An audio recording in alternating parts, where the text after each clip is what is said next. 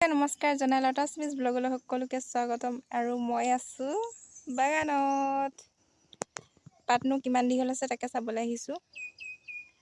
আমাৰ জীৱনটো আৰু এই বাগানত থকাই দিন আৰু বাগানত পাত দীঘল হ'লে চাবলগীয়া হয়। আৰু পাত দি কৰি পইচা কেইটকামান পাওঁ, তাকে ঘৰ চলিবলৈ হয়। মানে ভবা কথা একোৱেই নহয়, এইটো কৰিম সেইটো কৰিম ভাবোঁ, কিন্তু একোৱেই নহয়। মেইন কাৰণটো পইচা ন। পইচা হ'লে মানে কি কৰিব নোৱাৰি, পইচা নহ'লে একোৱে কৰিব নোৱাৰি। পইচা থকাহেঁতেন বহুত কিবা কিবি কৰিলোঁহেঁতেন, সপোনৰ ঘৰ এখন সাজিলোঁহেঁতেন, জীৱনটো কিমান সুখী হ'লহেঁতেন। এতিয়া পইচা নাই, কি কৰিম আৰু বাগানত পাত ছিঙিব লাগিব, খাব লাগিব, এয়াই আমাৰ জীৱন।